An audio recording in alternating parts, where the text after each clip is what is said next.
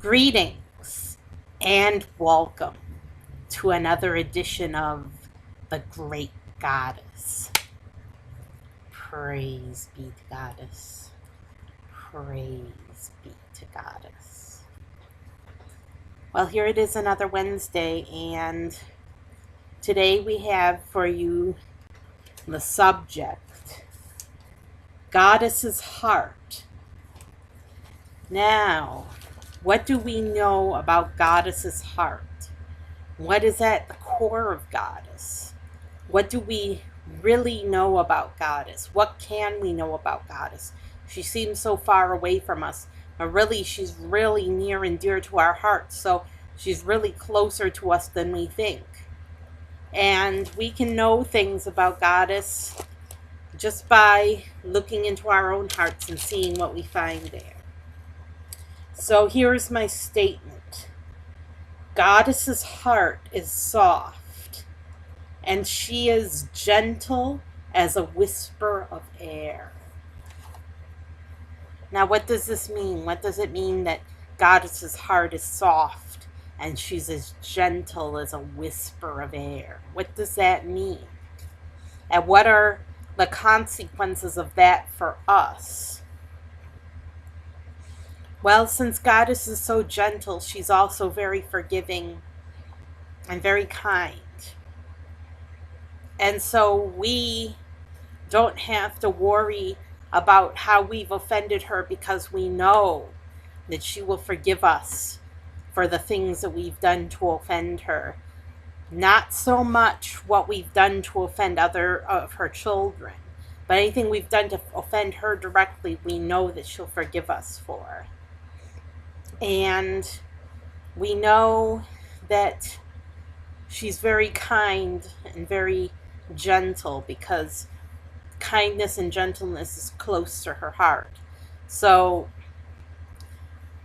we know that she will always be kind to us and always be gentle to us. There might be people who are unkind or ungentle, or nature in the world, the earth's nature, might not be very kind or gentle. There's hurricanes, there's earthquakes, there's all sorts of natural disasters.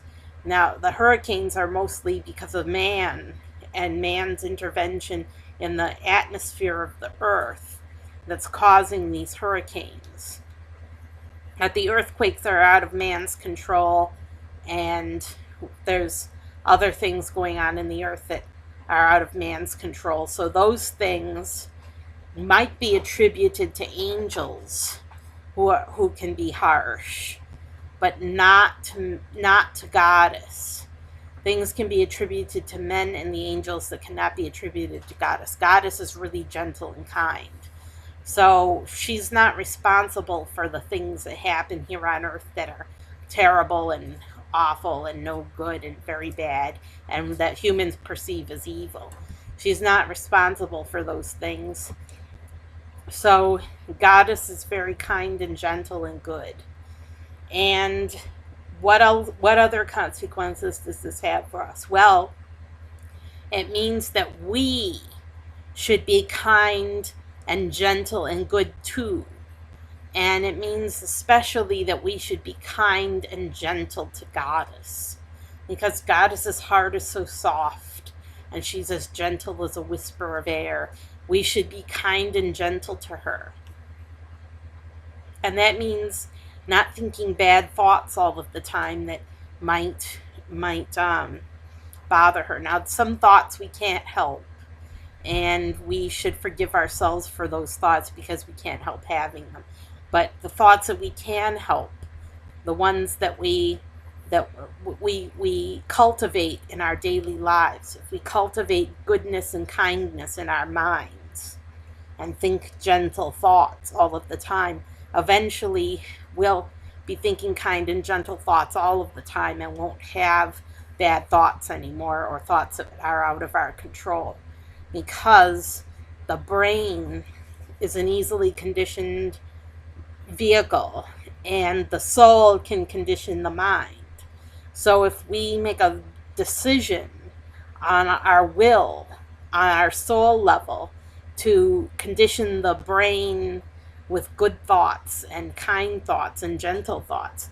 Then we'll begin having kind and gentle thoughts all of the time and won't have harsh and uh, negative thoughts all of the time. We'll have good thoughts, only good thoughts. And that's good for Goddess. Because what's good for our minds is good for Goddess, because she can read our minds, see? So our minds have an effect on Goddess. So if we think good, kind, gentle thoughts all the time, that'll be good for Goddess.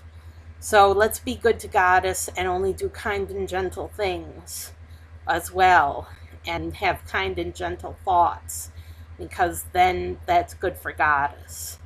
And she appreciates what we do for her very much. She appreciates it very much.